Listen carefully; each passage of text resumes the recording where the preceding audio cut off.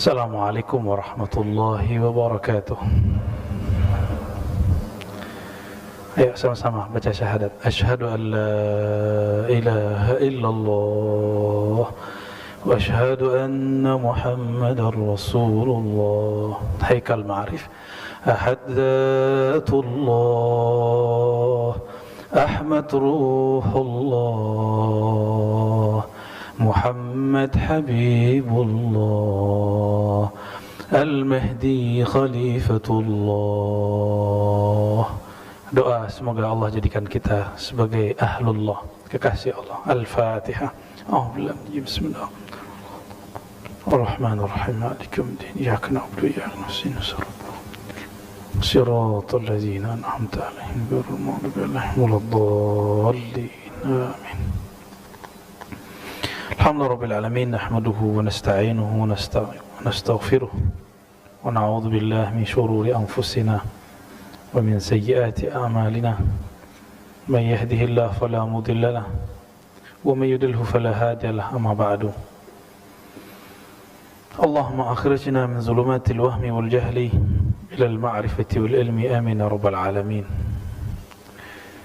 Saya udah lupa terakhir kita kajiannya apa ya.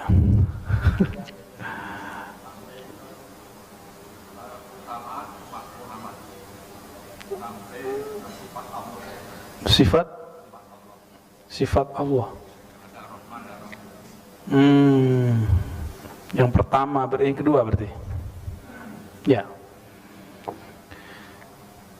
Sebelumnya mari kita bacakan surah Al-Fatihah. Kita kirimkan untuk Sayyid Abuya Muhammad Alawi Al-Maliki, pengarang kitab ini. Ya, sekarang yang melanjutkan kajian beliau banyak anak-anaknya, anaknya Sayyid Ahmad, kemudian murid-muridnya. Di Indonesia sangat banyak, ini beruntung negeri kita, banyak sekali murid-murid beliau di negeri ini. Maka untuk Abuya Sayyid Muhammad Alawi Al-Maliki dan anak dan murid-muridnya, kita bacakan surah Al-Fatihah. Bismillahirrahmanirrahim. Alhamdulillahirabbil alamin arrahmanirrahim. Iyyaka na'budu wa iyyaka nasta'in. Shiratal ladzina an'amta 'alaihim ghairil maghdubi 'alaihim waladdallin. Amin. Alhamdulillah Allah mengizinkan saya untuk membedah kitab beliau di dua tempat. Namun yang baru kita aktifkan sekarang di sini. Yang satu lagi belum kita komunikasikan, yaitu Manhajus Salaf di tempat sahib saya Ahlul Quran Muhammad Fikri. Di sini alhamdulillah kita baru mulai, yaitu kitab Khasa'is Al-Ummah Al-Muhammadiyah, keutamaan keistimewaan umat Nabi Muhammad sallallahu alaihi wasallam. Salah satu yang tertulis dalam Al-Hizb As-Sayfi yang mansub dinisbatkan kepada Sayyidina Ali. Di situ ada satu doa, alhamdulillah, segala puji bagi Allah alladzi ja'alani min ummati Sayyidina Muhammad SAW, yang menjadikan kita sebagai umat Nabi Muhammad sallallahu alaihi wasallam. Ini nikmat besar. Dan puncak umat Nabi Muhammad itu sekarang. Makanya semua kenikmatan yang ada terbayang di zaman dahulu ada hari ini. Semua ketaatan yang dulu dibayangkan orang ada hari ini. Tapi juga semua kemaksiatan yang ada di zaman terdahulu ada juga hari ini. Yang lagi rame LGBT, yang dulu di zaman Nabi Lut, sekarang juga ada dan terus terang. Mereka terus terang. Kita tidak benci siapa saja, tapi kita menghimbau kembalilah ke fitrahnya. Ya, nggak boleh juga benci, Pak. Benci takutnya terkena keluarganya. Ya. Sebelumnya kita membahas tentang keutamaan umat Nabi Muhammad yang kedua, yaitu al-ikram birrahmatil khasah. Allah muliakan dengan rahmat, kasih sayang yang khusus.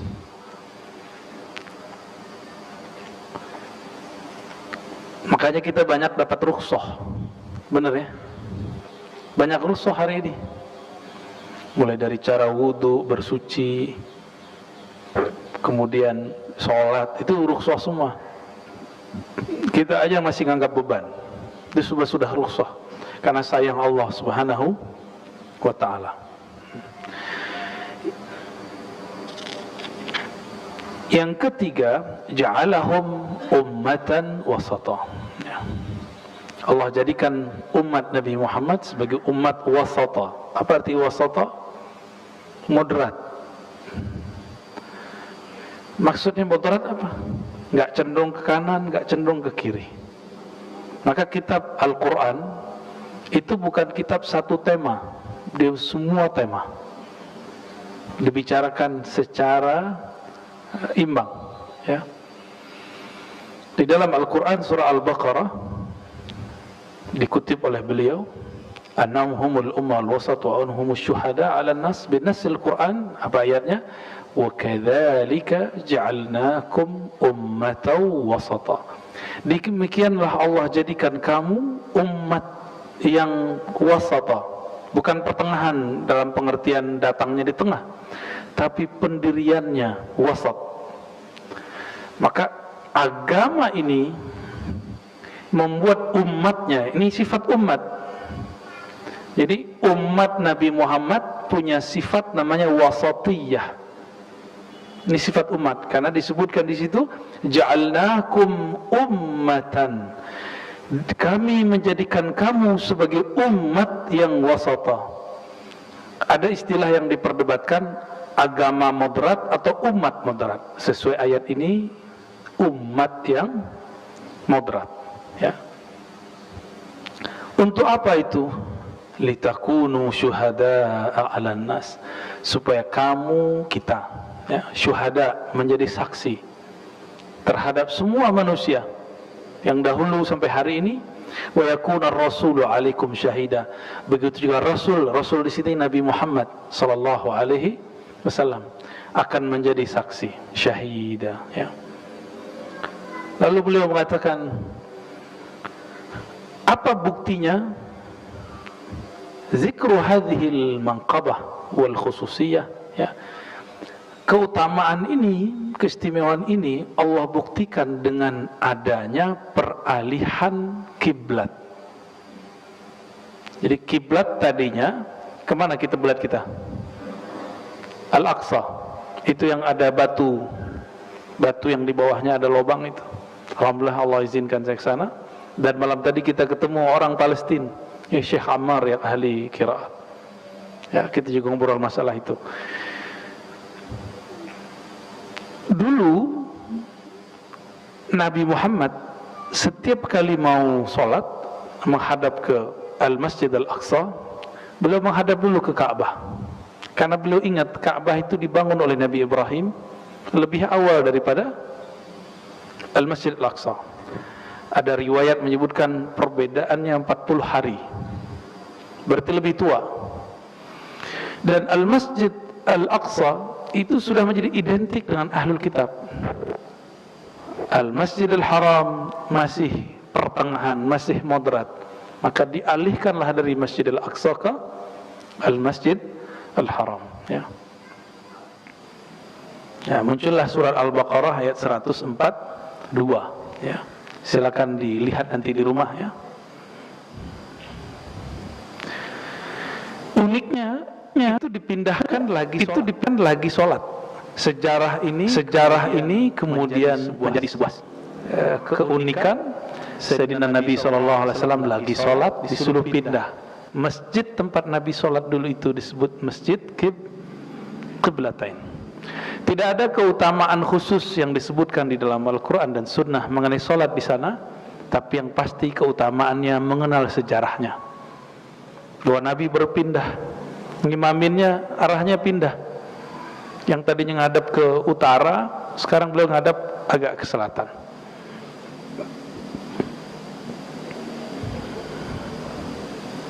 Ya, apa perbedaannya? Al-Masjidil Haram simbol millati Ibrahim Hanifah, simbol dari agama Nabi Ibrahim. Agama Nabi Ibrahim itu Yahudi atau Nasrani? Nabi Ibrahim Gimana? Islam, iya udah pasti. Enggak, dia Yahudi apa Nasrani? Dua-duanya. Dikit lagi biar pas. Belum ada Yahudi, belum ada Nasrani, sudah ada Nabi Ibrahim.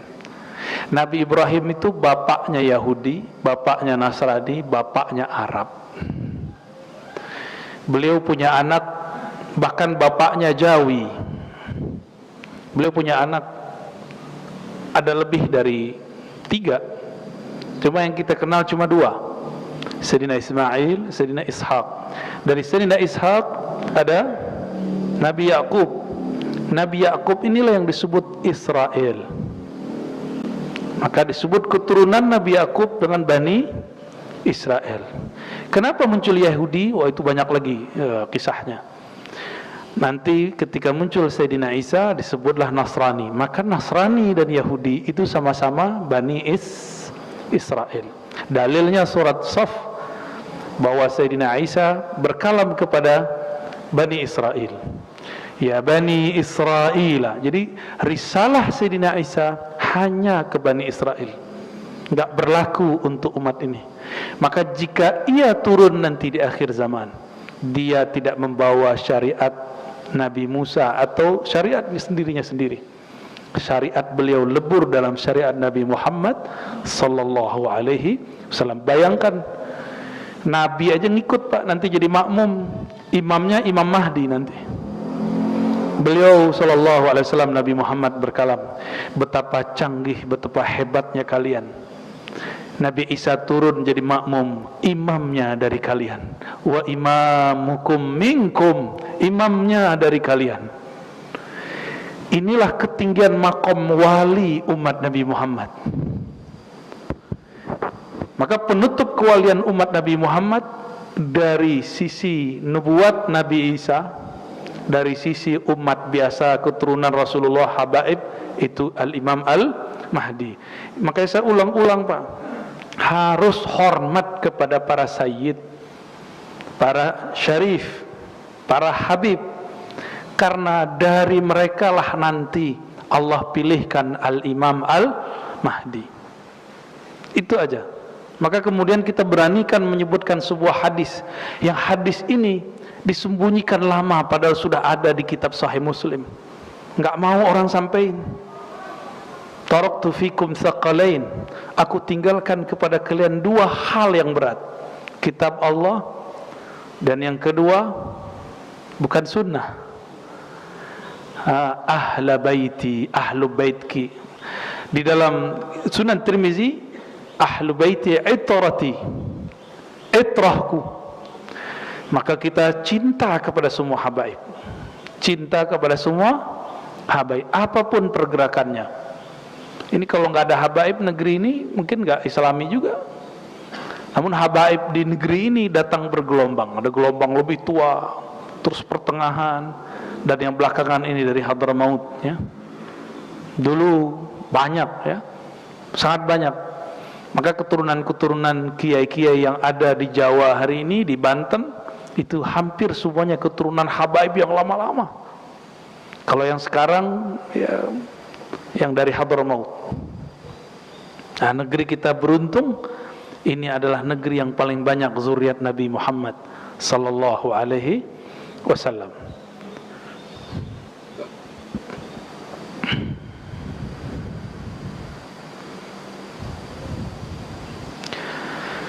Nabi Ibrahim punya anak, siapa lagi? Nabi Ismail, Nabi Ishaq. Ada anak yang lain. Masih ada 6 anak lagi dari seorang istri namanya Sayyidatuna Qanturah. Qanturah inilah yang menjadi ibunya orang-orang Asia, Asia Timur, Asia Tenggara. Nah, jadi muka-mukanya kayak kita-kita ini kan, yang kurang soheh mukanya. Beda ya sama muka orang-orang Arab ya kita. Beda Pak. Beda muka kita dengan mereka. Maka saya curiga jangan-jangan Cina, Thailand, Vietnam, Patani, Malaysia, Indonesia, Singapura sama itu. Sama, wajah-wajahnya mirip. Nonton film Cina mukanya mirip kita, ya kan? Saya cuma mengajak jangan terjebak kepada rasisme. Orang rasis berarti dia tidak wasata. Di Cina ada orang Islam nggak? Ada komunis, ada yang nggak nyembah Allah, ada yang nyembah Allah. Berarti bukan masalah ras, masalah keyakinan. Keyakinannya kemana? Ya, jadi kita nahkum biddin, la nahkum bisya'ab, ya, kita berhukum dengan agama bukan dengan ras. Nah, itulah ajaran Nabi Ibrahim, ya. Dulu sempat ramai ada aliran Ghafatar, ya, dia pengen menghidupkan agama Ibrahim, gitu ya.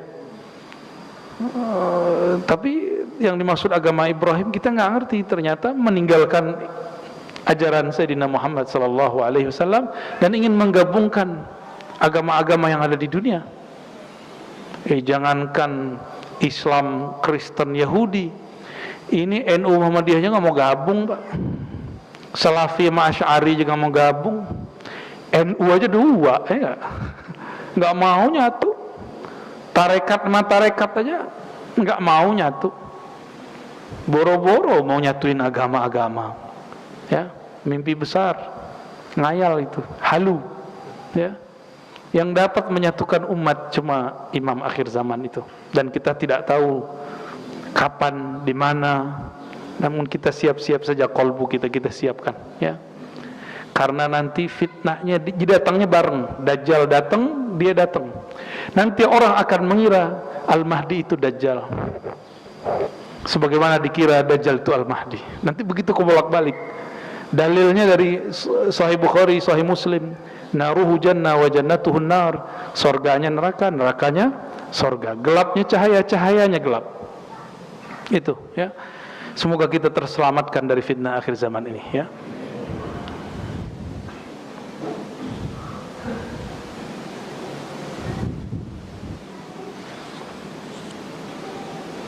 Lalu beliau mengatakan simbol daripada moderat dalam Islam itu adalah Al-Quran sendiri yang berbicara banyak hal, ya.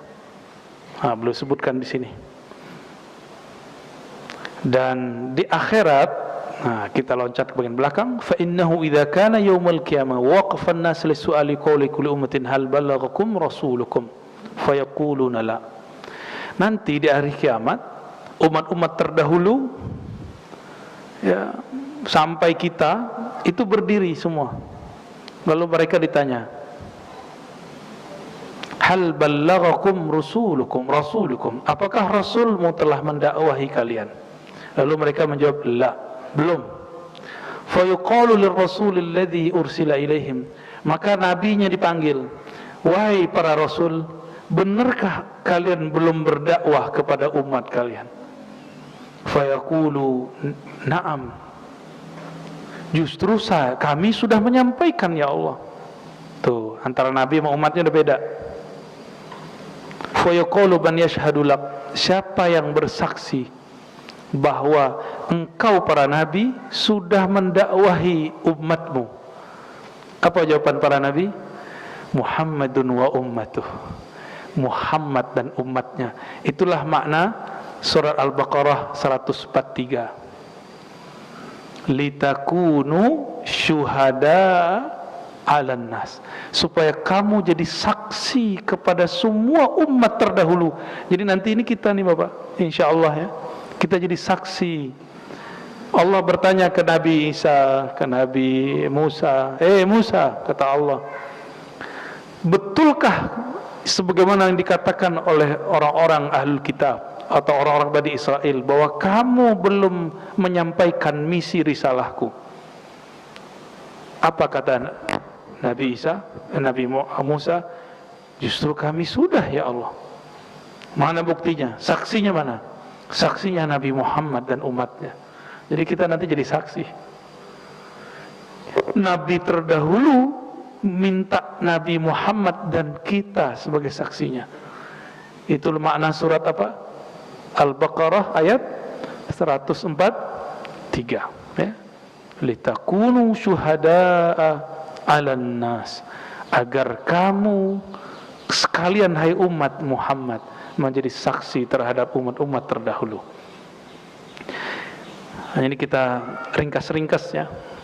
Dan yang keempat, khasais, keutamaan umat Nabi Muhammad sallallahu alaihi wasallam, yusur syariatil Muhammadiyah, kemudahan dalam menjalankan syariat Nabi Muhammad sallallahu alaihi wasallam.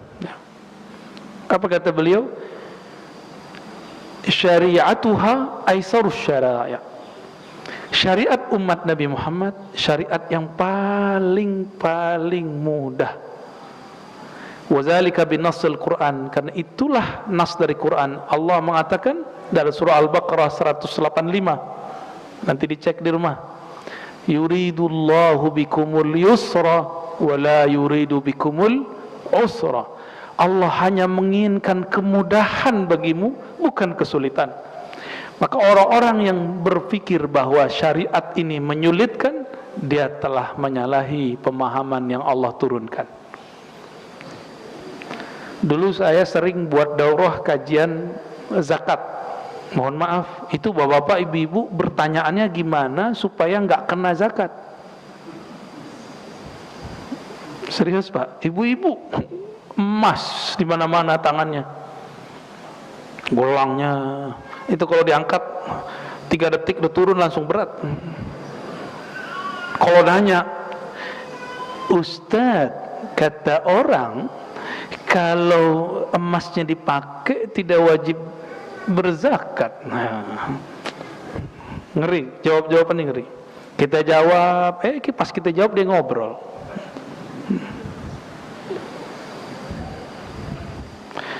Kita sering bertanya, ingin mencari celah. Ini yang nggak benar. Itu Nabi Bani Israel. Bani Israel ketika nanya dulu, diperintahkan oleh Nabi Yuna Musa, ya, sembelihlah sapi. Padahal semua sapi apa aja kan boleh tuh. Nanya lagi, pengen detail, pengen sebenarnya itu dibatalkan, dipersulit lah. Oh, nggak ketemu Nabi Musa. Oh, dicari sama Nabi Musa sesuatu yang sesuai perintah dari Allah. Dicari yang nggak pernah dijadiin untuk gembala, warnanya juga safra faqi'ul launuha. Ribet sudah. Musallamatul la syata fiha, nggak pernah dipakai, nggak ada aib, pusing mereka. Padahal sapi apa aja ambil. Jadi ketika nanti bapak punya guru rohani, diperintahkan amalkan ini, gak usah nanya, amalin aja, ya.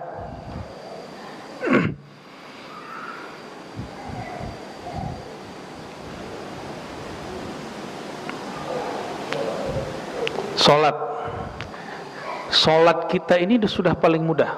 Nggak sanggup berdiri, ngapain? Duduk. Nggak sanggup duduk, berbaring. Nggak sanggup berbaring, kita sholatin Pak. Kita sholatin nanti, tenang aja ya. Dulu kalau kena najis pakaian dipotong. Sekarang cukup dibersihkan, selesai. Dulu apabila orang bertobat dari kesyirikan, dia harus faqtulu anfusakum, bunuh dirimu. Ada nggak yang begitu Pak? Syariat bunuh diri ada nggak sekarang? Nggak ada. Syariat kita betul-betul dimudahkan.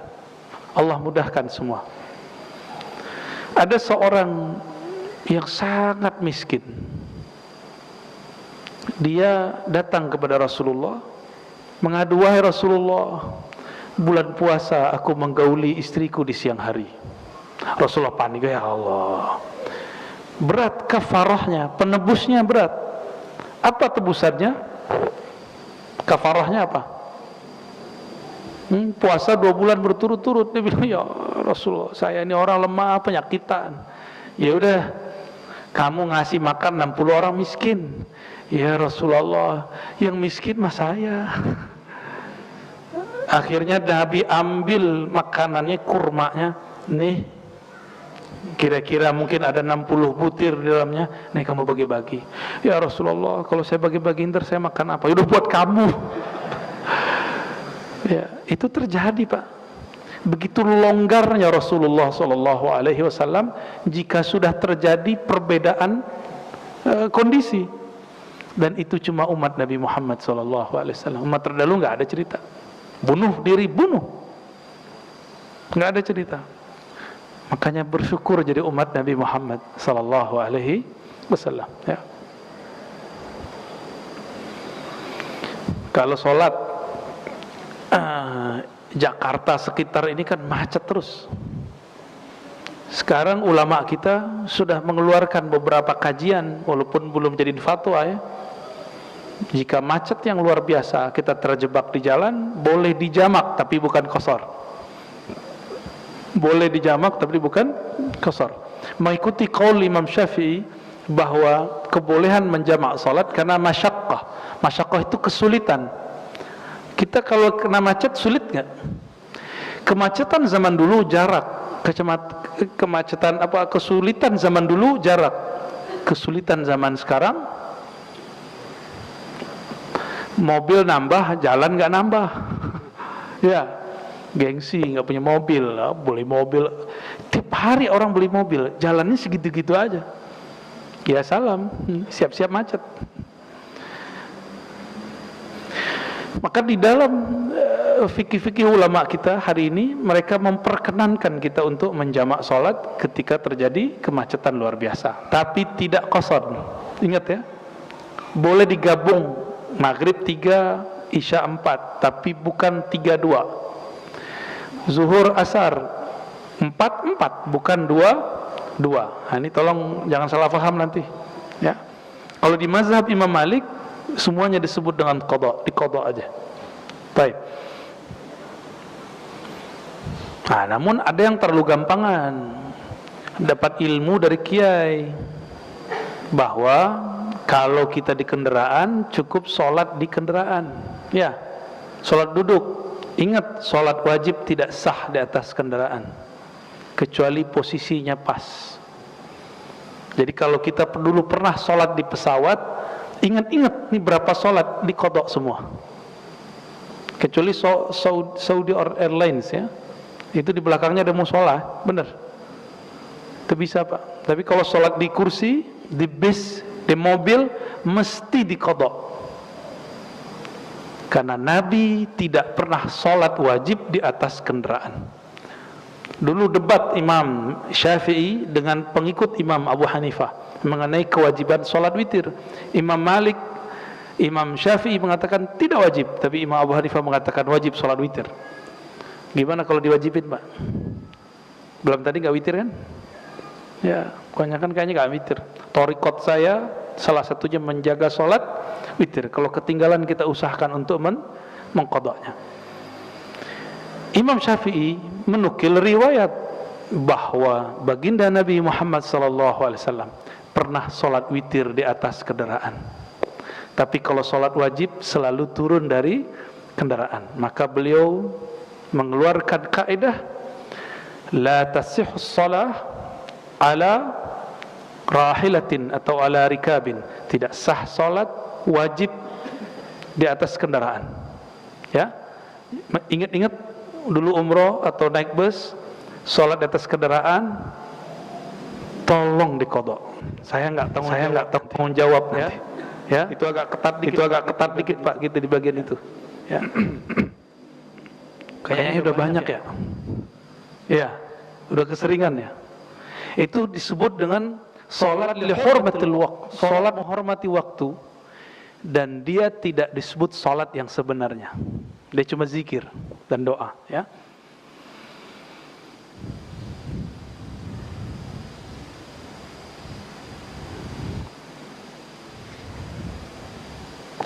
Nabi itu pernah lupa nggak Pak?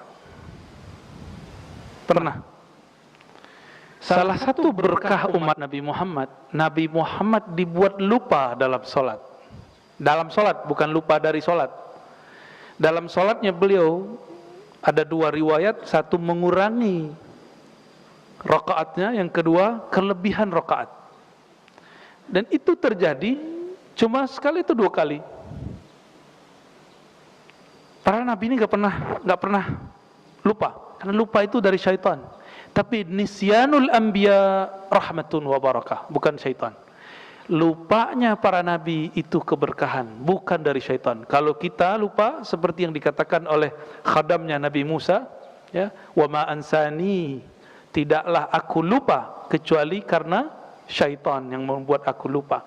Tapi kalau nabi lupa, bukan syaitan, tapi nabi lupa karena Allah sedang kasih hadiah buat umat. Sekarang kalau kita kelebihan rakaat, ada caranya nggak? Sujud sawi. Kalau kurang, kita tambah 1 rakaat, atau berapa kurangnya kita tambah, nanti kita sujud sahwi. Coba kalau Nabi nggak pernah dibuat lupa oleh Allah. Jadi Nabi lupa itu syariat. Nabi itu buang air kecil selalu jongkok atau duduk. Jadi Nabi 2 metodenya. Di rumah beliau itu beliau membuat WC baru, jongkok, duduk ya.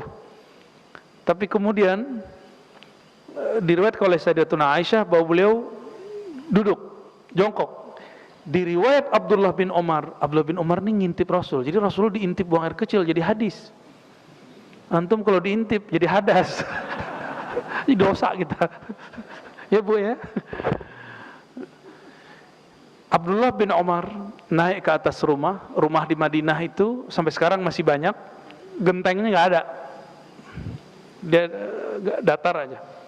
Sekarang baru genteng tuh dari Indonesia tuh dibelinya, ya, nggak tahu eksportirnya mungkin para habaib juga tuh. Ya. Naik ke atas rumah, dilihat Nabi gimana cara buang air kecilnya. Ternyata Nabi buang air kecilnya berdiri. Karena tempatnya sempit, itu banyak sampah. Maka disampaikan oleh Abdullah bin Umar, itu ramai Madinah. Setelah wafat Rasulullah, Abdullah bin Umar buka rahasia itu. Saya pernah ngintip Rasulullah buang air kecil berdiri. Tuh, ngintip dia. Kata Sayyidatuna Aisyah, itu Abdullah bin Umar bohong. Saya nggak pernah nyaksiin Nabi buang air kecil berdiri. Nah, ada 2 berita. Satu berita orang di rumah Nabi, satu orang berita di luar rumah Nabi. Maka ketika 2 berita ini nyampe, dua-duanya sebenarnya dapat diterima. Tapi biasanya orang-orang ngotot, nggak ada.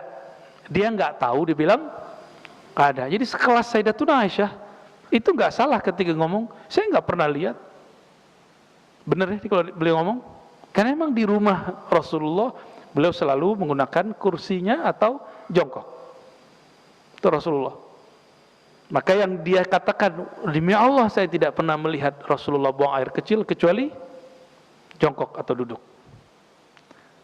Abdullah bin Umar cerita, ya itu kan di rumah. Sedangkan di luar lain cerita. Begitulah ilmu. Banyak kiai sekarang ngomong nggak ada itu, kan banyak sekarang ya. Yang bantah Pak Hashim kali gitu juga. Pakai sudah sering digituin orang, nggak ada itu. Dia nggak tahu, dia bilang nggak ada. Cukup katakan saya tidak tahu. Ahsan. Karena mengatakan la adri itu separuh ilmu. Itu petuah Imam Malik, Imam Syafi'i, imam yang lain. Engkau bilang saya nggak ngerti bab itu, selesai. Ini kajian yang sudah kita tutup, salah satunya kajian tentang ma'rifatur ruh. Ini guru saya bilang dari banyak mursyid nih. Dulu kan diperintah buka, kita buka. Sekarang perintah tutup. Saya kan diperintah aja sama guru-guru kita, masyayikh kita, mursyid kita. Kalau nggak kamu buka, siapa lagi yang buka? Gitu. Sekarang tutup, ya tutup. Maka mau nanya tentang ruh, saya nggak akan jawab. Muka gimana juga jawabnya, saya nggak akan jawab. Ya, memang sudah diperintahkan. Kalau orang bilang nggak ada itu, ya dia nggak tahu, nggak ada masalah, ya. Nah, beruntunglah yang sebelum-sebelumnya ikut kajian, ya, ma'rifatur ruh. Ya, cuma sedikit Allah izinkan buka, dan saya cuma diberikan juga sedikit dari yang sedikit itu, dan malangnya sekarang sudah ditutup lagi, ya. Nggak boleh pas saya bahas-bahas itu lagi ntar ya. Jadi tolong jangan tanya-tanya masalah Kajian ruh dulu. Ntar kita ngaji-ngaji begini aja kita ya. Bismillah, insya Allah.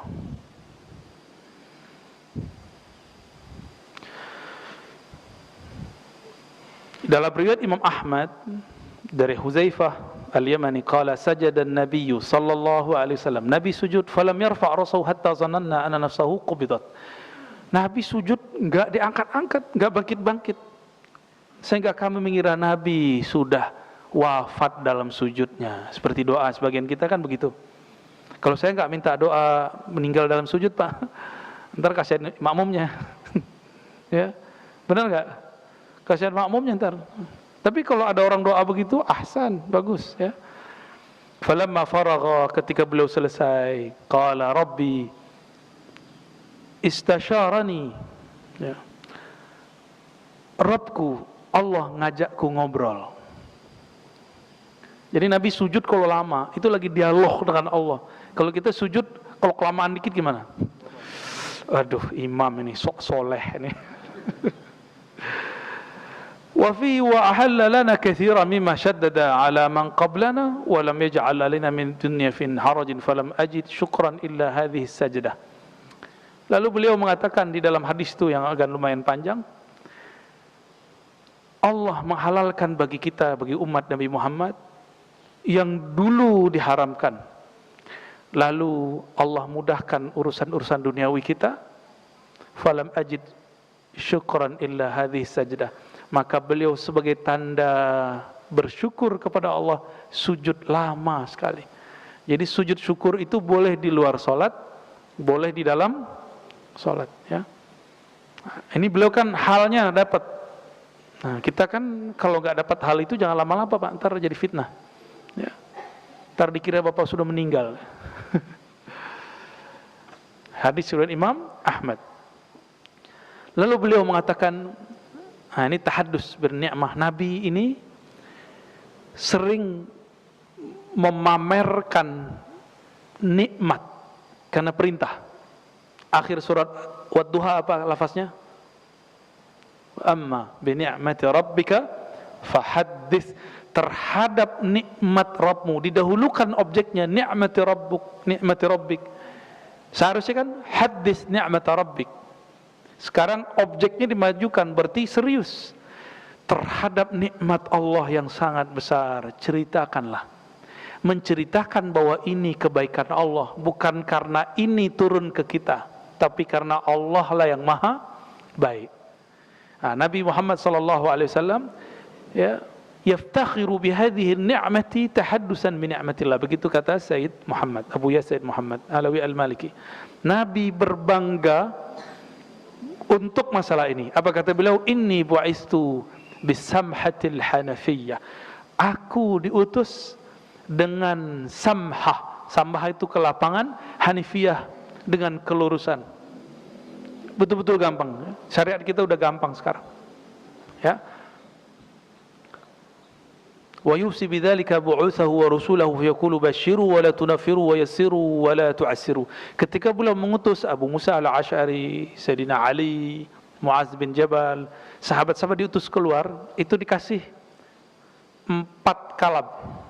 Basyiru, jangan bikin umat takut. Jadi kajian akhir zaman kita enggak boleh bikin rusuh. Kajian akhirat kita nggak boleh bikin umat putus asa. Harus bikin mereka tambah dekat kepada Allah, tambah semangat. Ini tipis-tipis ya. Yang kedua, wala tunaffiru, jangan buat mereka lari dari agama. Ini prinsip untuk para dai. Yang bikin lari biasanya apa? Yang membebani. Jadi dai-dai killer ya, sok-sok galak, guru-guru galak itu di sekolah aja, jangan di majelis. Di majelis yang penting orang nyaman. Nah, tadi saya dapat cerita dari Kiai Abdurrahman, Allah yarham, waliullah Gusmi, ya, qaddasallahu sirrahu, ketika mengganti nama majelisnya Zikrul Laila menjadi Zikrul Ghafilin, yang diundang bukan gambus sama hadroh, pak bukan. Yang diundang apa? Grup band. Akhirnya orang-orang yang lalai itu, yang suka nyanyi ini dan itu, ikut ngaji. Bernamalah kajiannya Zikrul Ghafilin, peringatan bagi orang-orang yang lalai. Kontroversi saat itu. Aneh gak Pak? Pengajian yang diundang artis-artis band dari Surabaya. Tuh orang-orang begitu lebih maju dari zamannya. Sekarang kan saya sempat berani ya bawa beberapa orang-orang band itu ya, kita sejajarkan di depan untuk kajian hikam waktu itu. Ya, sekarang ya skip dulu kajian hikamnya yang malam-malam. Dulu juga jam 2 ya. Maka namanya zikrul lailah, zikir malam. Diganti zikrul filin, dimajuin jamnya. Sama, kajian hikam kita sebelumnya jam 12 malam. Sekarang ditutup dulu Pak. Dan anehnya kita kajian selama pandemi.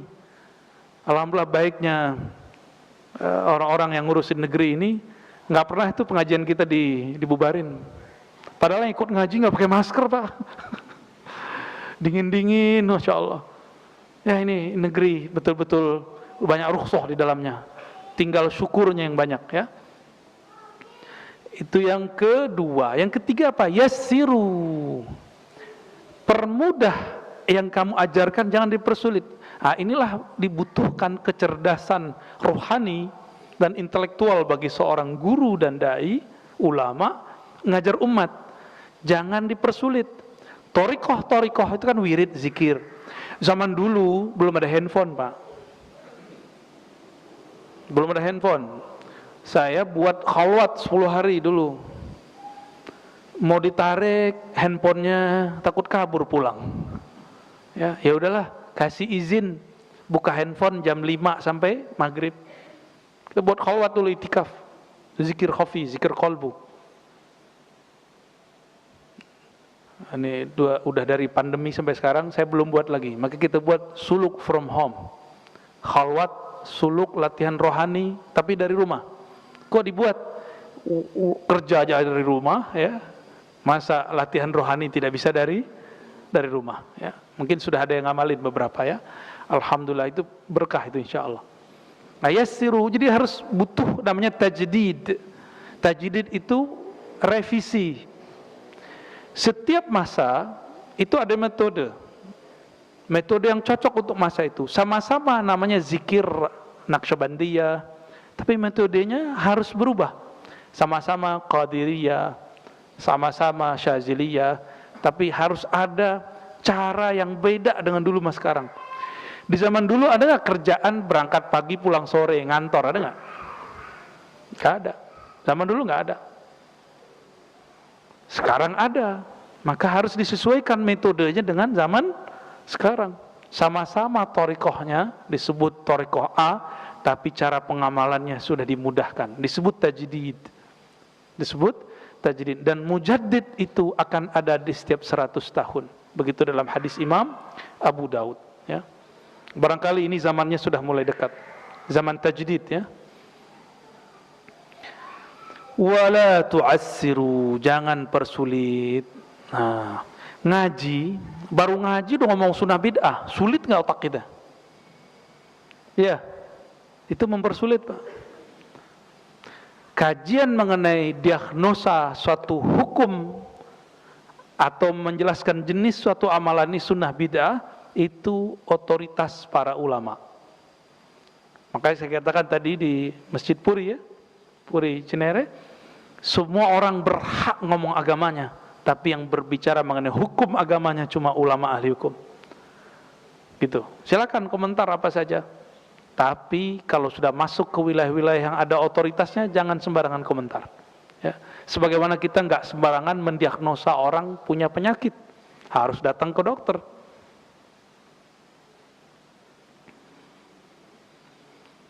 Jadi ada 4. Nah, ini khas ajaran Nabi Muhammad. Apa pertama? Basyiru, beri kabar gembira. Atas dasar inilah para ulama kita sering menyebutkan kisah-kisah untuk membuat semangat. Yang kedua, wala tunaffiru, jangan bikin orang kabur, jangan persulit. Jangan ngomong begini lagi, Begini saya belajar dulu, kamu kalau nggak senang ya sudah pergi sono. Nah, jangan gitu lagi Pak ngomong zaman sekarang. Ini zaman layar sentuh. Tuh. Zaman udah layar sentuh. Zaman dulu pakai apa Pak layarnya? Layar tancap. Sudah beda zamannya. Maka kita nggak boleh lagi saklek kayak dulu. Yang penting anak-anak muda mau ngaji. Saya juga masih muda Pak. Oke, masih muda kan? Nah, jenggotnya masih hitam. Alhamdulillah. Wahadhil qaidah. Nomor 3 yassiru, taisir, dimudahkan. Yang keempat tidak mempersulit. Ya. Disinilah muncul revisi-revisi dalam metode. Syariat tidak boleh direvisi, tapi fikih boleh direvisi. Apa bedanya? Syariat dari Allah, pemahaman terhadap syariat boleh berubah, tapi syariatnya tidak boleh berubah. Ya. وهذه القاعدة الكبرى في تكاليف هذه العقيدة كلها. Inilah kaidah-kaidah besar dalam tugas mengajarkan akidah agama ini. Fahiya muyassarah wala usra fiha. Ini justru mempermudah bukan mempersulit. Ya. وهي توحي للقلب الذي يتذوقها بالسهولة واليسر في آخر الحياة كلها. Inilah yang membuat agama ini justru tampak mempermudah. Ini mohon maaf, zakat yang 10% apa Pak? Zakat tanaman pakai air tadah hujan, bukan irigasi. Kalau irigasi 5%. Kalau hasil dagang pekerjaan bulanan tahunan cuma 2,5%. Sedangkan di syariat Bani Israel itu mau apa aja kerjaannya sampai sekarang 1/10. Makanya sekarang di Perancis beberapa agama-agama itu tempat ibadahnya sepi. Karena pajak dan asuransinya wajib dibayarkan 50-60%. Ditambah 10% lagi jadi 30% sisanya. Mereka nggak mau ke tempat ibadah mereka karena mempersulit. Ya, nah itulah alasannya mungkin kita sedih di kota Depok ini masih banyak sekali masjid-masjid karena bingung mau cari dana gimana, akhirnya nadah di tengah jalan. Ya, kita mau salahin siapa? Ini katanya kota-kota religius ya. Ya, semoga sampai ini kepada pemimpin-pemimpin di Depok. Ya, mau ini dibantu nih masjid-masjid biar nggak buka. Malu kita sama agama lain. Bahkan malu kepada Rasulullah Sallallahu Alaihi Wasallam. Ya, kalau ada wakil-wakil rakyat, tolong diurus itu, dirapikan masalah itu. Jangan alasan nggak ngasih Pak ya, ngasih aja. Itu mereka udah bingung mau buat proposal kemana. Orang sekarang sibuk bikin masjid fisiknya, tapi lupa membangun orang di dalamnya. Nah, ini yang kita sedih. Dulu ulama kita bikin pesantren bangunannya dulu atau pesantren isinya dulu. Nah, ngajinya dulu dihidupkan, baru bikin bangunannya. Jangan dibalik. Jangan dibalik. Dan pesantren itu nggak bisa ala orang kaya, nggak, mohon maaf. Pesantren itu ala kiai. Kiai dapatnya gimana, cara-caranya, dia akan menjalankan itu. Saya berulang-ulang kali menyampaikan, ini banyak sekali kawan-kawan kita yang Allah berikan harta berlebih, nggak percaya sama kiai, malah curiga sama kiai. Dia bilang, ini ngomong ke saya Pak, ntar kasih sama kiai itu turun ke anaknya. Ya salam, itu tuduhan yang luar biasa itu. Tapi kalau di Jawa, keberlangsungan pesantren emang ke anak. Kalau nggak ada sistem itu, udah hancur Pak pesantren. Saya orang Sumatera Barat. Di Sumatera Barat, karena tradisi turun ke anaknya kurang. Jadi kalau anaknya tidak alim, nggak dihormati di sana. Ada yang sekampung sama saya, maka banyaklah pesantren-pesantren dulu ratusan ribuan. Kalau ada seorang peneliti pendidikan di sana, kampus aja di 3.000 dulu di sana. Belum lagi pesantren, tarbiyah, ya, surau-surau kajian kitab. karena orang tidak menghormati turun ke anak, karena kecurigaan ini tinggi atau apa saya nggak tahu, wallahu alam. Gimana nih Dato ini penghulu sana nih? Bener, habis Pak, habis. Itulah cara Allah menjaga pesantren di Pulau Jawa, dari kiai turun ke anaknya atau ponakannya. Ramai juga itu Pak, kayak perang-perang zaman-zaman dulu, konflik-konflik di kerajaan, sampai ke masalah laundry aja ramai itu ntar. Tapi itu dinamika biasa, tidak masalah. Yang penting pesantren jalan terus. Konflik-konflik keluarga itu biasa. Masalah cuan biasa ya. Dulu kiai-kiai kita bangun ruhnya dulu, baru bertahap bangun fisiknya. Maka siapa yang punya kelebihan harta, ya ngobrol sama kiai, ngobrol sama syaikh ya. Jangan buat konsep-konsep sendiri. Dibuat bangunan, ada kubah-kubahnya, nih pesantren. Itu namanya bangunan seperti pesantren. Bapak udah pernah ke tempat Abuya Muhtadi? Ayahnya Abuya Dimyati. Saya ziarah ke sana, tapi belum sempat ketemu dengan Abuya Muhtadinya, tapi ziarah ke ayahanda beliau. Itu pesantren, gak ada kubah-kubahnya Pak. Apa namanya? Rumah-rumah kecil, pondok-pondokan itu. Pendopo bahasa Jawa. Nah, obong, ajib. Kiai tinggal di tempat begitu. Nggak ada Pak, yang gitu-gitu nggak ada. Nggak ada kubah-kubahnya. Tapi siapa aja pemimpin di negeri ini pasti datang ke situ. Jenderal di mana aja datang ke situ. Kira-kira muliaan mana Pak? Ya, yang memimpin siapa sebenarnya? Nah, ini yang luar biasa ya. Kita baru saja pekan lalu ya, 2 minggu lalu ya, dari Abah Lutfi, Habib Lutfi, pemimpin Sayyidul Mursyidin ya, pemimpin para mursyid. Itu nggak ada pesantren, majelis aja. Majeliskan sholawat. Masya Allah, itu orang datang pengen sekedar ketemu, melihat beliau.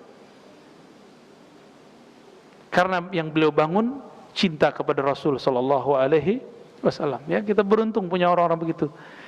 Itu menteri-menteri, koordinator datang pakai helikopter, ketemu bentar, pulang ke Pekalongan Pak. Ya, jadi ternyata mau jadi orang hebat tuh nggak mesti di Jakarta. Ya bisa di mana-mana. Jadi jangan salah konsep kita. Dan saya juga tinggal di Jakarta kok Pak ya, saya tinggal di Depok Pak.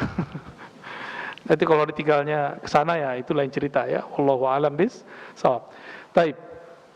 Ini Bapak Ibu yang makan Allah, salah satu kelebihan yang Allah berikan kepada kita sebagai umat Nabi Muhammad, bahwa syariat ini dimudahkan oleh Allah Subhanahu wa taala.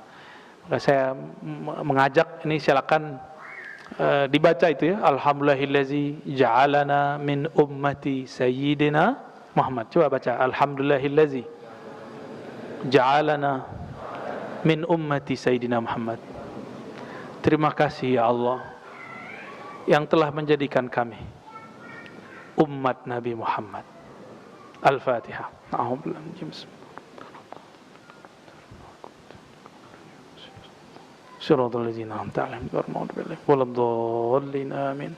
Saya sudah pernah menyebutkan sebelumnya bahwa Nabi Musa pernah meminta ingin jadi nabi akhir zaman. Kata Allah, sudah ada. Jadi kalau gitu jadi umat akhir zaman. Nabi Musa minta jadi umat akhir zaman. Masa udah jadi umat akhir zaman masih nyesel? Ya. Jadi pede Pak jadi umat akhir zaman. Ya. Fadhal, okay.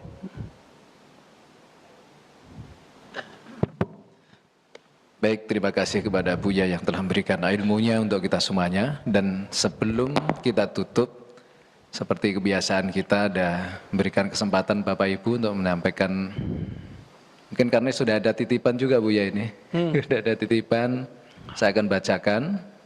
Dan nanti saya akan berikan kesempatan dari Bapak-Bapak 1, dari Ibu-Ibu 1. Tapi ini saya baca dulu Buya, dia bertanya. Begini Buya, ada fenomena penghancuran makam para nabi dan ulama yang mungkin sekarang ini banyak di Timur Tengah ya. Yang mereka menganggap itu adalah satu pelanggaran berdasarkan hadis-hadis sahih.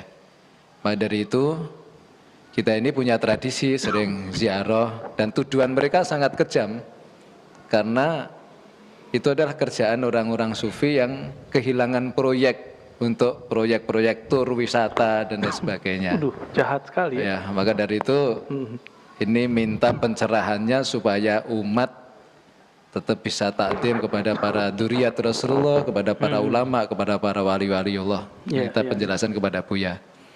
Mungkin sebelum saya lanjutkan pertanyaan berikutnya, barangkali biar Langsung dijawab ya. langsung jawab ya. Bismillahirrahmanirrahim. Betul ada hadis bahwa Rasulullah melarang meninggikan atau membuat bangunan di atas kubur. Naha anil bina alal qabr, ya. Rasulullah melarang ada bangunan di atas kubur.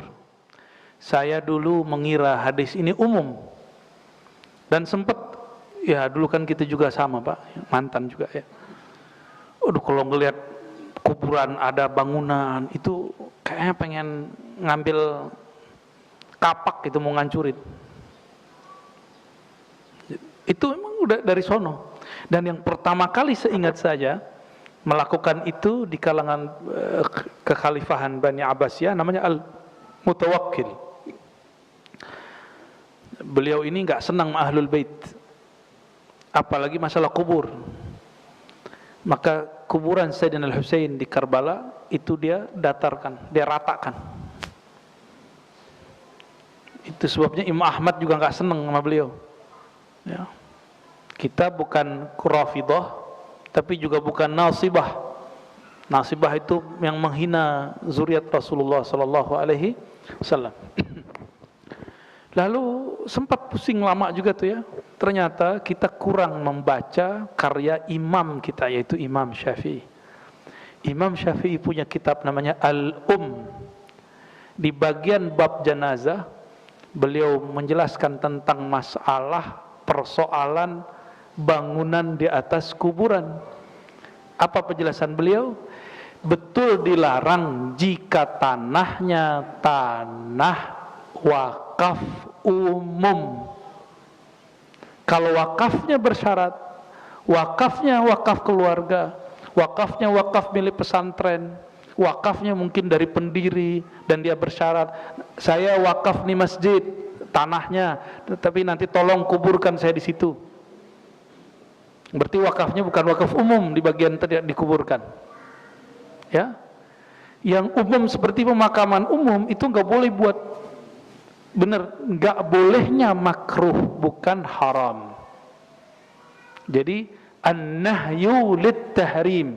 Jadi larangan itu ada dua, ada al-karahiyah, hanya sekedar dibenci, ada yang lit-tahrim. Ya, karah itu lit-tahrim, ada yang karahiyah aja, ya. Mendekati kepada keharaman, ada yang biasa aja.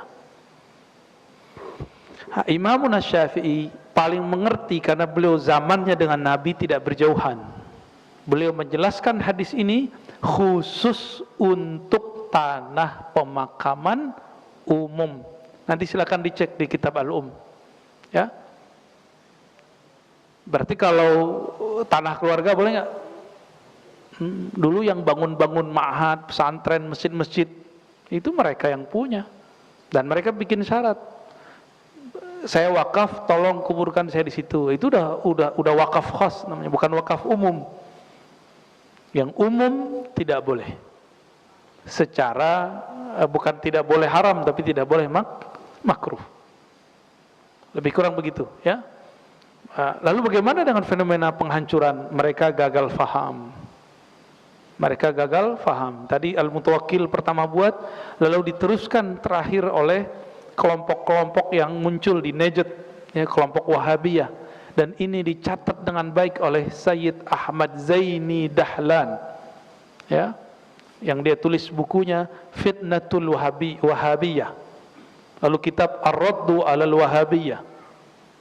Itu luar biasa Pak, direkam dengan baik apa saja yang dilakukan oleh kelompok Wahabi. Dia bunuh ulama, dihancurkan kubur-kuburan, dia tuduh orang ziarah itu syirik. Suuzon sama umat. Suuzon sama umat, ya. Kita baca, ngeri benar. Kita baca kemudian buku Syekh Saleh Fauzan. Kitab dia diajarkan sekarang di pesantren-pesantren di Indonesia. Ini yang mengkhawatirkan saya. Apa kata dia? Bahwa para sufi itu adalah ubadul kubur, penyembah kubur, kuburiyun. Ini tuduhan, masya Allah, berbahaya. Ini sangat berbahaya. Ada yang kuburiyun di sini, sarkup, sarjana kubur. Ini wajahnya sih kayaknya cenderung begitu nih. Bau-bau jenazah ya. Tapi ada satu hal yang saya dapat dari kubur. Lainul qalb, kelembutan hati. Maka dapat dipastikan orang-orang yang keras itu emang jauh dari kubur. Ntar dia dikubur aja akhirnya gitu. Baru beres dia. Belum dikubur dia belum. Dia akan keras terus, Pak. Karena jauh dari kuburan. Lalu para ulama kita, ya, Syekh Said Mamduh punya kitab judulnya Ahkamul Kubur. Itu kitab paling bagus mengenai masalah kubur. Sudah ada PDF-nya kali Kiai, nanti bisa dibahas. Nanti kita bedah di sini kalau mau. Ya. Hukum-hukum mengenai kuburan. Biar sah jadi kuburiyunnya ya. Biar kuburiyun yang bersanad gitu ya. Kubur itu Rasulullah itu masya Allah, ternyata beliau kalau ziarah bukan hanya siang, ziarahnya tengah malam, Pak. Ada yang berani ziarah tengah malam? Nah, alhamdulillah, gelap loh, Pak. Salah satu latihan kolbu itu ziarah kubur malam hari. Takut sama setan, apa namanya? Dedemit, genderuwo, pocong, ya salam. Enggak, itu bukan orang dalam kubur, itu pasti jelmaan-jelmaan. Yang dalam kubur sudah dikubur. Yang dikuburkan fisiknya, rohnya masih ada enggak? Jadi kalau kita mengucapkan salam kepada yang dalam kubur, dia jawab enggak? Jawab. Nabi sendiri yang ngajarin, jika engkau idza maraltum, ya, jika kamu lewati kubur bil maqabir, faqulu, katakanlah assalamualaikum ya ahla diyaril mu'minin, atau assalamualaikum ya ahlal kubur, paling gampang. Salam atas kalian wahai penduduk kubur. Itu Bapak kalau baca salam, Pak, mereka jawab. Untungnya telinga ini enggak dengar. Kalau dengar kabur. Ya. Namun kalau sudah melatih rohani, kadang-kadang terdengar. Untung enggak setiap ziarah terdengar. Kalau setiap ziarah terdengar, masya Allah, udah sedeng-sedeng separuh kita, Pak. Ya. Lagi duduk begini, dengar ada orang yang lagi disiksa di situ, kan repot, Pak. Jadi nikmat yang Allah berikan kepada umat ini adalah Allah tutup kasyaf. Maka jangan minta kasyaf banyak-banyak, tahu kasyaf? Dibukakan alam gaib. Ini nikmat, kita tidak bisa melihat alam gaib. Maka saya senang nggak bisa baca isi hati orang, terus saya lebih senang. Karena kalau bisa baca isi hati orang, repot. Jadi plong, cuek bebek. Orang mau punya ilmu santet, ilmu apa, saya cuek aja, Pak. Salaman, itu kan macam-macam. Ada yang mindah-mindahin ilmu aneh-aneh lewat salaman. Kita cuek, husnuzon. Dengan husnuzon Allah jaga. Insya Allah. Nah, kita kalau kosong, mau diapa-apain juga nggak ada masalah. Tapi kalau sudah suuzon, melihat tatapan mata udah capek. Wah, aku punya ilmu nih. Repot tar. Baik, jadi gitu ya. Terjawab? Terjawab ya. Jadi yang tidak boleh yang mana? Kuburan umum. Kalau kuburan wakafnya wakaf khusus, apalagi tanahnya tanah milik keluarga besar mereka, ya boleh-boleh aja. Itu semua yang wali-wali besar kita lihat di Pulau Jawa, di Uzbek, di mana-mana, itu semua tanah mereka atau tanah muridnya dulu. Jadi bukan milik umum, jadi boleh, nggak ada masalah. Yang paling bagus, Pak, kuburan terawat itu di Uzbek. Semoga ada masa kita ke sana ya. Insya ziarah ke silsilah Naqsyabandiyah dan silsilah Imam Bukhari. Semoga nanti ada masa ke sana. Insya Allah. Ini bukan travel, ini bukannya ngajak ziarah. Ya, top. Baik, terima kasih. Bapak-bapak, ada satu orang mungkin yang mau bertanya kepada Buya? Oh, baik, baik. Assalamualaikum warahmatullahi wabarakatuh, Bu ya. Assalamualaikum. Mungkin di luar tema, Bu ya. Mungkin zaman sekarang kan kita pembayaran lewat e-commerce ya, Bu ya. Ada GoPay, saya sebut namanya, ada GoPay, OVO segala macam. Itu hukumnya apa ya, Bu ya? Saya masih ada bilang goror atau apa segala macam. Mohon penjelasan, Bu ya. Assalamualaikum warahmatullahi wabarakatuh. Assalamualaikum. E-commerce atau sejenisnya ya. Al-aslu fil muamalat lil ibahah. Begitu kaidahnya. Pada dasarnya muamalat, transaksi, bisnis itu akadnya atau wujudnya itu boleh. Jadi dibuat unlimited oleh Allah Subhanahu wa taala. Itu bukan hadis Pak ya, itu kaidah yang disepakati oleh para ulama 3 mazhab ya, tapi diperdebatkan oleh ulama Hanafiyah. Pada dasarnya muamalat itu transaksi bisnis, akad-akadnya boleh dengan syarat tentunya sesuai dengan syariat. Di zaman dulu orang sering untuk mendapatkan satu barang melakukan barter.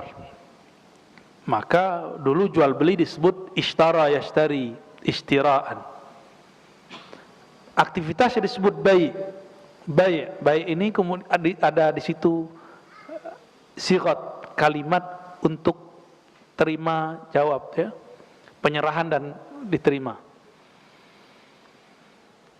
Namun di zaman Rasulullah hanya ada sekitar 24 sampai 26 transaksi bisnis. Dan itu ditulis di dalam kitab Bulughul Maram. Di zaman itu belum ada GoPay, belum ada OPPO, apalagi Shopee, apa namanya, Shopee Pay. Ini bukan lagi iklan Pak, ini lagi membahas jawabannya. Ya. Apalagi namanya, dulu ada Ustadz Yusuf Mansur buat apa namanya? Paytrend. Waduh, kayaknya udah dapat musibah kayaknya ya. Kita doakan semoga baik-baik aja. Padahal itu kalau jadi, itu kekuatan umat Islam. Cuma sayang, ya, nggak ada orang mau umat Islam itu naik, nggak ada. Maka saran saya nanti kalau mau buat, jangan bawa-bawa istilah-istilah agama, ya. Yang penting jujur, ridho, itu Islami. Jangan bawa simbol-simbol agama, sensitif. Agama itu suci. Dibawa ke duit, orang curigaan. Di zaman Rasulullah tidak ada namanya kredit. Kredit itu transaksi baru. Belum ada namanya menyimpan duit di bank. Belum ada. Maka orang yang mengharamkan bank itu juga jadi masalah. Perdebatan panjang. Usai dimarahin kiai-kiai Pak. Kamu nih anak baru gede, sok-sokan. Loh, saya bukan sok-sokan. Saya cuma nukil fatwa Darul Ifta. Itu ulama Mesir, Syekh Shaltut, Syekh Fulan, Syekh Muti'i mengharamkan bank. Kata kiai-kiai yang marahin saya. Itu kan sebelum tahun 71 Pak Kiai. Sebelum bank itu dikaji. Setelah dikaji, setelah tahun 71, kemudian keluarkan fatwa tahun sekian, dan puncaknya tahun 2003, baru ulama Mesir di Darul Ifta mengeluarkan fatwa yang sangat berani bahwa bank itu halal dan produk-produknya perlu diperhatikan. Jadi kita melihat produknya ini. Yang haram mungkin transaksi di suatu produk, atau misalnya tasarrufnya. Apa arti tasarrufnya? Ya ini dikelolanya kemana? Itu PR kita paling. Nah ini kelebihan bank syariah. Bank syariah pasti diputer di hal yang halal. Tapi kan kejadian juga kemarin. Ada bank syariah, bank syar'i, tapi kemudian membiayai pemodalan hal yang haram, babi. Saya lupa nama banknya, alhamdulillah lupa Pak. Ya. Di zaman Rasul ada namanya riba. Riba itu kalau saya nuker emas, emasnya beda ukuran, beda nilai, baru disebut riba. Maka dulu standarnya nilai emas.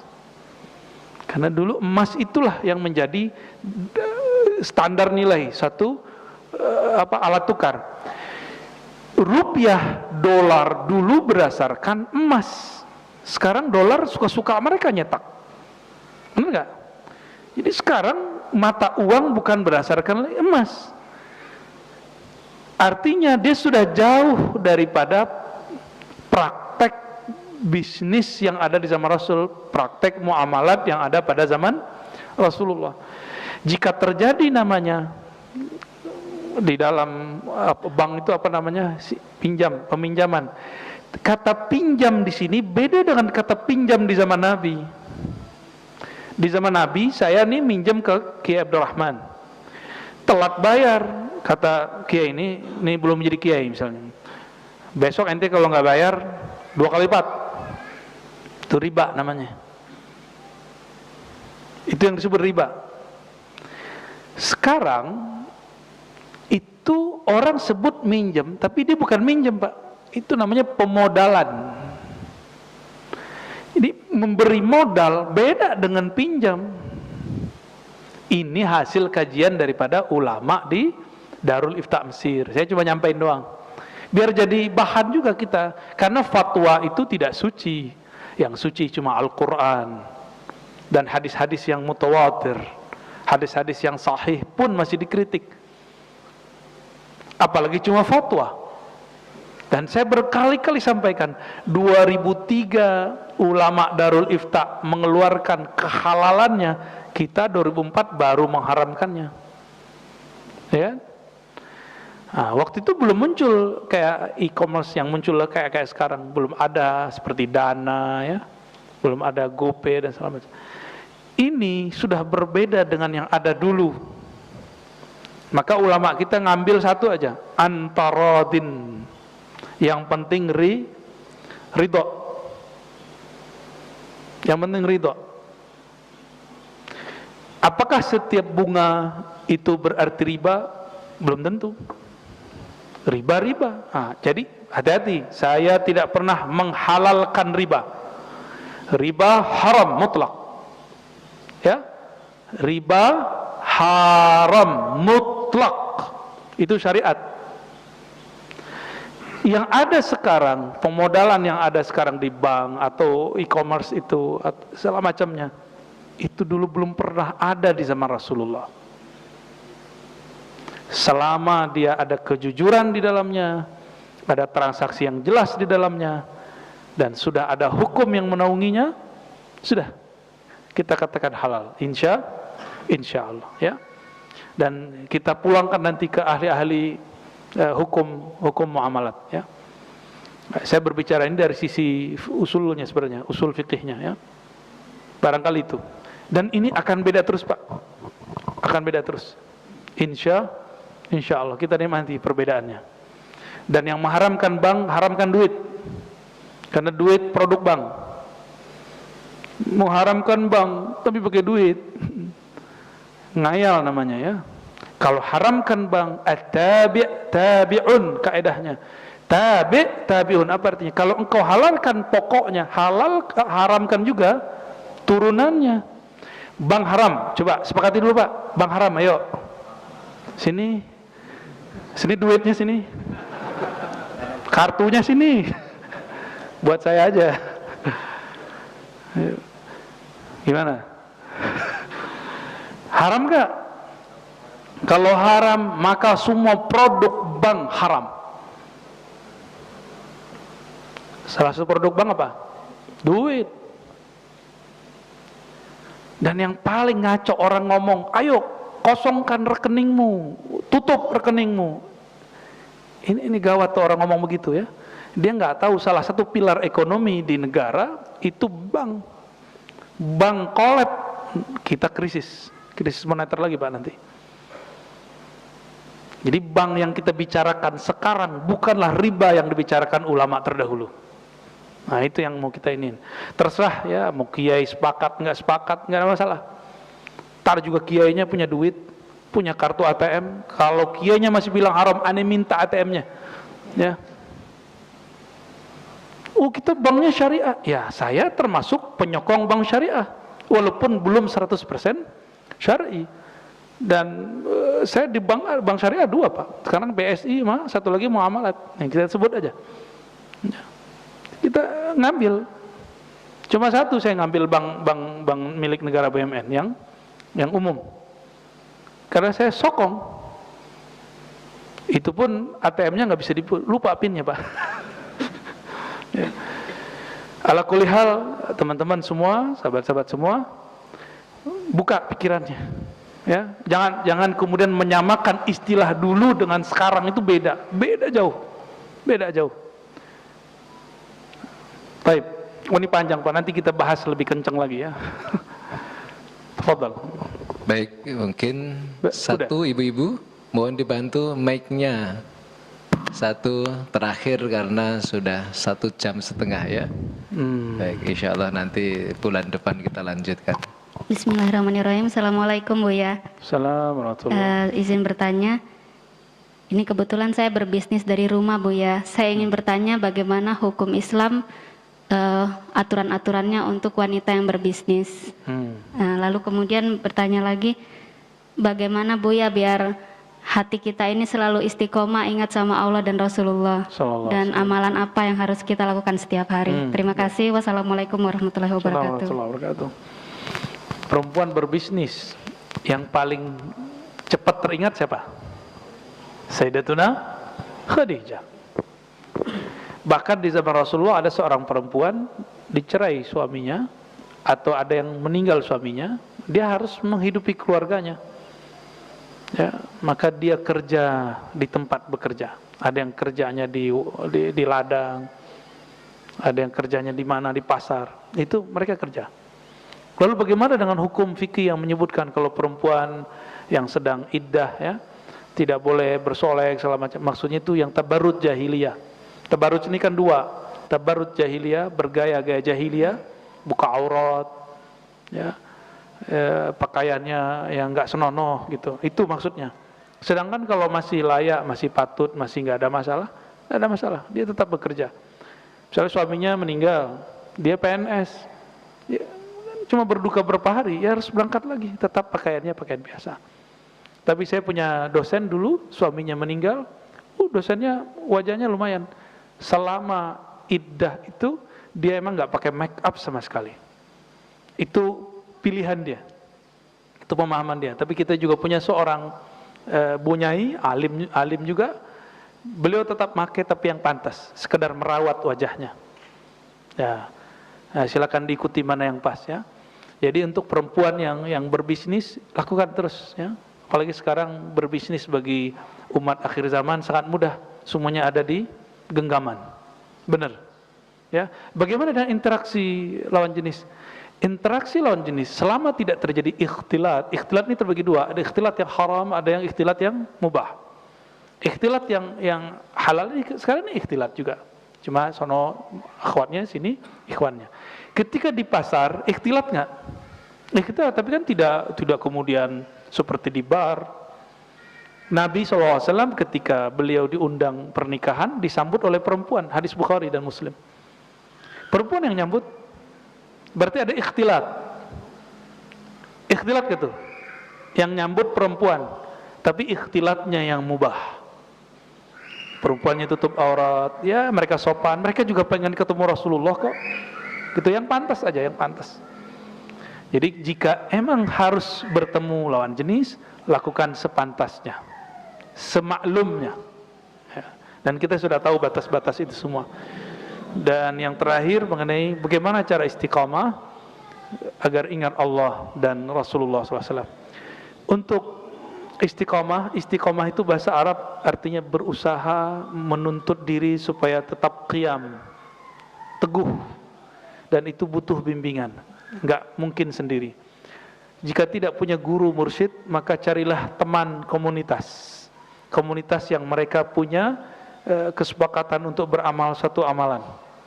Jika tidak punya, maka lihatlah orang-orang yang mengkritik kita, musuh-musuh kita, karena musuh itu kadang lebih mengerti aib kita daripada kawan. Ya, kalau nggak ada juga ya ke laut aja ya. Ya. Itu caranya supaya istiqomah ingat Allah Subhanahu wa taala. Tapi cara paling cepat itu berguru, bermursyid. Carilah mursyid di mana aja. Ya. Dan cara untuk ingat Rasulullah, ini paling indah. Pelajari sunnah Nabi harian mulai dari bangun tidur sampai tidur lagi. Ini pesan dari salah satu guru kita, Al-Habib Ali Al-Jufri. Awal datang ke Indonesia, datangnya ke Depok. Ya, saya ketemu di Depok, di salah satu hotel dulu. Dan ada acara ya semacam Stadium General, dan kita mendengarkan dan kita minta ijazah dari beliau. Dijelaskan beberapa riwayat hadis Nabi SAW, dan beliau mengajarkan masalah jika engkau ingin bertemu Rasulullah atau ingin dekat ingat kepada Rasulullah, maka pelajarilah adab-adab Rasulullah dari awal bangun sampai tidur lagi. Maka seakan-akan kita akan melihat nur Nabi di mana saja. Ya. Kalau saya tambahkan, jadi guru saya salah satunya yang mengijazahkan Thariqah Syaziliyah, aurat-auratnya, ke amalan wirid Syaziliyah kita di Ribat, itu kita ambil dari beliau. Jadi yang menuduh saya bahwa saya tidak ada ijazah Syaziliyah, ya itu biarin aja dia menuduh. Ya. Saya dapat ijazah auratnya. Untuk khalwat, untuk talqin zikir kita menggunakan Thariqah Naqsyabandiyah, Khalwatiyah, Qadiriyah. Itu yang diijazahkan dan ijazahnya ada. Ya. Tapi untuk Syaziliyah kita dari Syekh Abdul Rabb Nazari. Apa kata beliau kepada kami? Sebenarnya alam semesta ini adalah pancaran dari nur Nabi Muhammad SAW. Maka kamu memandang ke siapa saja, ke benda apa saja, di situ ada nur yang memancar. Inilah kalam Abul Abbas Al-Mursi, gurunya Ibnu Athaillah As-Sakandari. Apa kata beliau? Jika aku tidak memandang Rasulullah sesaat saja, aku kafir. Karena beliau memandang kemana aja, di situ dia lihat ada nurnya Nabi Muhammad sallallahu alaihi wasallam. Ini cara pintas. Kalau yang Al-Habib Al-Jufri, amal, adab dari awal bangun sampai tidur. Kalau Syekh Abdul Rabb An-Nawari, apa kata beliau? Pandanglah semuanya terpancar dari nur Nabi Muhammad sallallahu alaihi wasallam. Nanti lain waktu kita bahas tentang nur. Kajian Nur Muhammad masih boleh. Ya. Yang nggak boleh kajian Ma'rifatur Ruh. Ya, Nur Muhammad masih diizinkan. InsyaAllah itu saja kajian kita pada duha ini. Semoga Allah memberkahi siapapun yang hadir. Mohon maaf seperti biasa, tidak usah salaman. Ya. Semoga majelis ini diridhoi oleh Allah, direstui Rasulullah, disayangi oleh wali-wali Allah. Al-Fatihah. A'udzubillah. Bismillahirrahmanirrahim. Ar-Rahmanir-Rahim. Maliki yaumiddin. Iyyaka na'budu wa iyyaka nasta'in. صراط الذين أنعمت عليهم غير المغضوب عليهم ولا الضالين آمين سبحانك اللهم وبحمدك أشهد أن لا إله إلا أنت أستغفرك